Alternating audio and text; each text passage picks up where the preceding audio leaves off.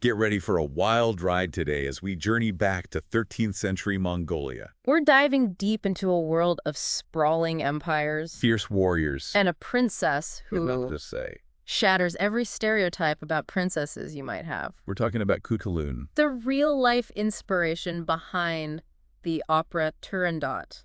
Now, you might know the opera. A princess, riddles, deadly consequences, the whole shebang. But the real Khutulun, Well, let's just say she preferred a more hands-on approach. and trust me, her story is way more captivating than any fiction. What's fascinating is how the opera romanticizes Khutulun's story.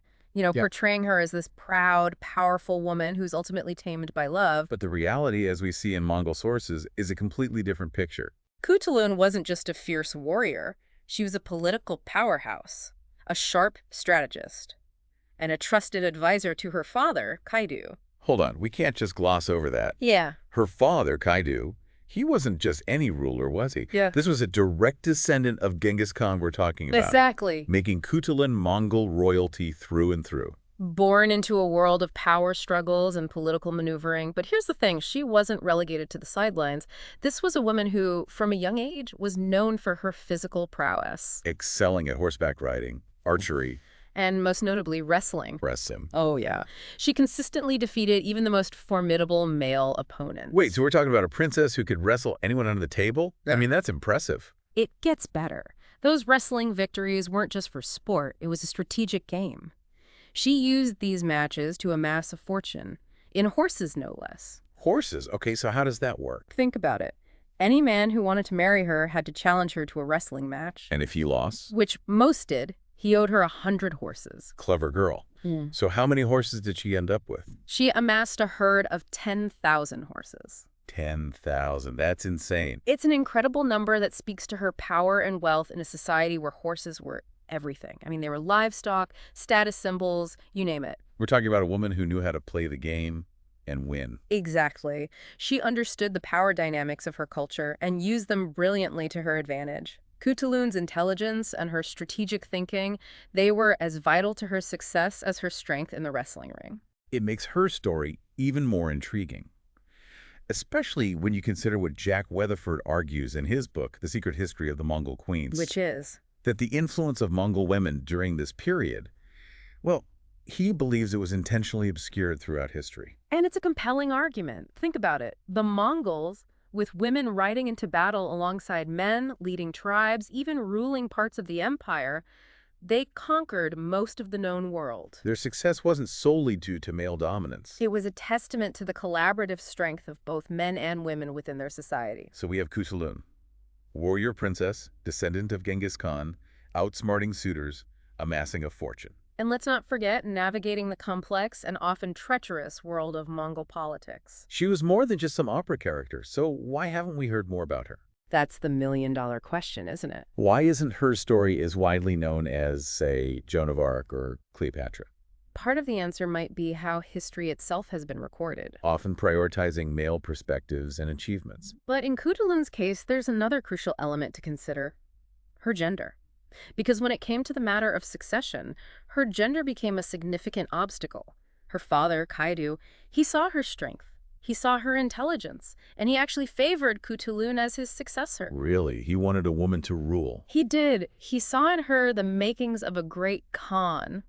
Khan? Yeah, like an emperor, ruler of the Mongol Empire. Oh, hold on. You're saying she was in line to rule the entire Mongol Empire? Potentially, yes. I mean, it speaks volumes about her father's trust in her abilities. But, and this is a big but, Mongol tradition, much like many societies at the time, it favored male heirs. So I'm guessing her brothers weren't too thrilled about their sister, who could probably wrestle them into the ground, becoming their Khan. Let's just say there were some family dynamics at play. Definitely sounds like a recipe for some serious power struggle. Oh, absolutely. And this conflict over succession, it became a defining chapter in Khutulun's life.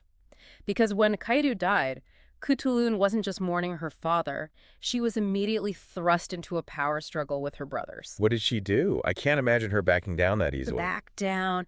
Khutulun was a fighter, remember. She protected her father's legacy fiercely, guarded his tomb, and actively resisted her brother's attempts to grab power.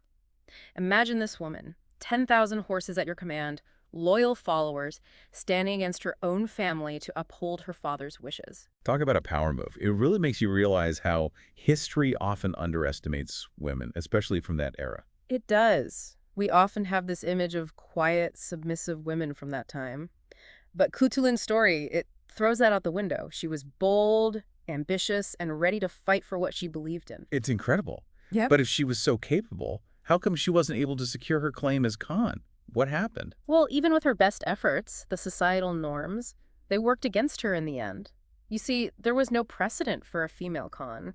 And coupled with her brother's ambition, well, it made it almost impossible for her to overcome that deeply ingrained system of male inheritance. So she was denied her rightful place simply because she was a woman. Sadly, yes. It shows how societal structures, even in a culture as seemingly progressive as the Mongols, they can be incredibly difficult to change. It's a sobering thought.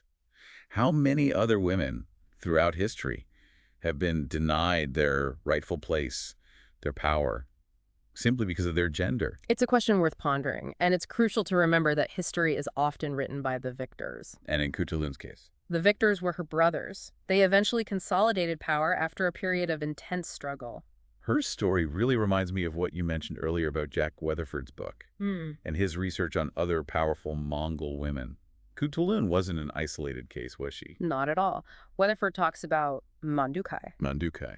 She's another remarkable figure, not a Khan herself, but she effectively ruled the Mongol Empire. How did she do that? She was a regent, essentially a protector and advisor for her young son, who was the official heir. Wow, so she wielded the power behind the throne. Exactly, and she did it brilliantly, defending the empire from enemies, ensuring her son's eventual rise to power. Her story, alongside Khutulun's, really highlights the significant roles women played in Mongol society, roles often ignored or minimized by traditional accounts. It's mind-blowing when you think about it. Yeah. We often hear about figures like Marco Polo, who traveled the Silk Road and wrote extensively about his experiences. But did you know he actually met Khutulun on his travels? He did, and he was impressed, to say the least. Described her as a formidable warrior, a skilled horsewoman, someone who commanded respect.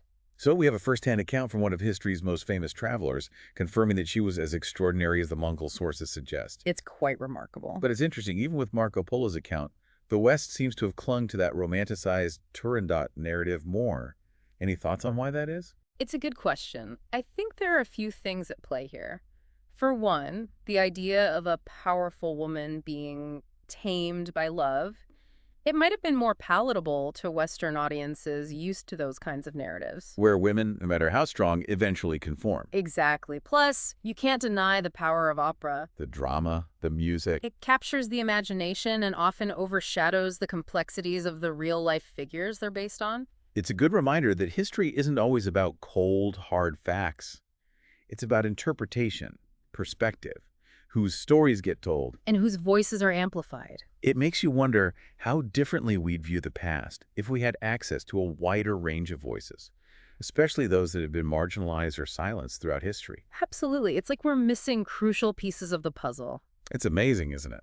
How one deep dive into, let's be honest, a somewhat obscure figure in history, right, can completely change how we see not just the past, but also how it shapes our world today. It really underscores something you've been saying all along. Which is? The importance of finding and sharing diverse voices and perspectives in history.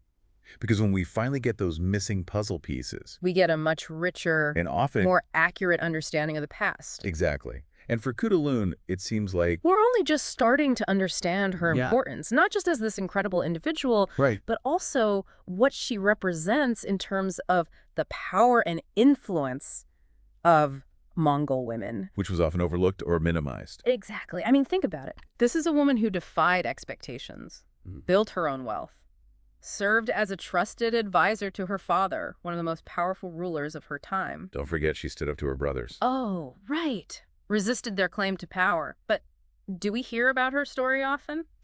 No, not really.